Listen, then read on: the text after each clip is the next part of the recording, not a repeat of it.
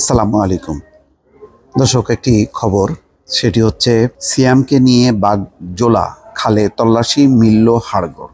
কার হাড়গোড়? সেই এমপি আনোয়ারুল আজিম আনারের, যিনি প্রায় 1 মাস আগে খুন হয়েছেন কলকাতায়।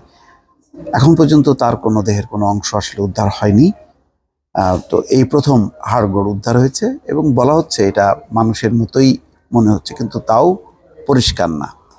এবং এটি পুলিশ এই সন্ধান পেয়েছে সিএমকে নিয়ে তল্লাশির সময়। খবরে বলা হচ্ছে যে ঝিনাইদহ 4 আসনের এমপি আনোয়ারুল আজিম আনার হত্যার অন্যতম আসামি সিয়াম হোসেনকে নিয়ে কলকাতা সংলগ্ন দক্ষিণ 24 পরগনা জেলার ভাঙড়ের কৃষ্ণমাটি গ্রামের বাগজোলা খালে তল্লাশি অভিযান শুরু করেছে কলকাতা পুলিশ। অভিযানের শুরুতেই সেখানে সিএমের দেখিয়ে দেওয়া স্থানে পাওয়া গেছে একাধিক হাড়গোড়। রোববার সকাল 8টা থেকে শুরু হয় তল্লাশি অভিযান। এর আগে 16 দিনের বেশি তল্লাশি চালিয়েও কিছুই উদ্ধার করা যায়নি তার দেহের কোনো অংশ। এই দিন অভিযান শুরুর মাত্র 30 মিনিটের মধ্যেই উদ্ধার হয় হাড়গোড়। আদালতের রায়ে শনিবার সিয়ামকে 14 দিনের হেফাজতে নেয় সিআইডি। রোববার সকাল থেকেই এই আসামিকে সঙ্গে নিয়ে খালে তল্লাশি অভিযানের নামে কলকাতা পুলিশের ডিজাস্টার ম্যানেজমেন্ট গ্রুপ ও ভারতীয় নৌসেনা। অভিযানের শুরুতে সিয়ামের দেখিয়ে দেওয়া স্থানে তল্লাশি শুরু করা হয়। এর আগে সিআইডির হাতে গ্রেপ্তার হওয়া জিহাদ দেহাংশ ফেলে দেওয়ার যে স্থান বলেছিল, এই দিন সিয়াম সেই স্থানের পরিবর্তে ভিন্ন স্থান দেখিয়ে দেয়, আর সেখানে তল্লাশি চালাতেই উদ্ধার হয় একাধিক হাড়গোড়। প্রাথমিকভাবে সেগুলো মানুষের হাড়ই মনে হচ্ছে পুলিশের কাছে। সিএমের দাবি উদ্ধার হাড়গুলো আনোয়ারুল আজিম আনারের শরীরের, যদিও সিআইডি জানিয়েছে এগুলো এমপির দেহাংশ কিনা তা জানার জন্য হাড়গুলো ফরেনসিক পরীক্ষার জন্য পাঠানো হবে। সিয়াম হোসেনকে 14 দিনের জন্য রিমান্ডের নির্দেশ দিয়েছে আদালত।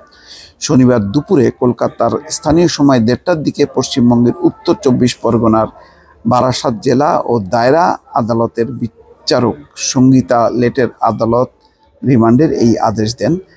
আদালতের সহকারী পাবলিক প্রসিকিউটর মন্দাক্রান্ত মুখার্জি জানান, সিয়ামের বিরুদ্ধে ভারতীয় দণ্ডবিধির বিভিন্ন ধারায় জামিন অযোগ্য ধারায় মামলা করা হয়েছে।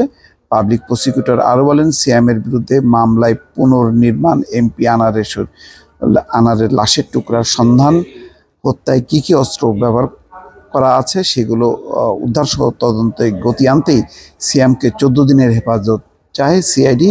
এরপর শুনানি শেষে আদালত তা মঞ্জুর করেন। 13ই মে তিনি নিহত হন। তো বলতে গেলে প্রায় 1 মাস হয়ে গেল।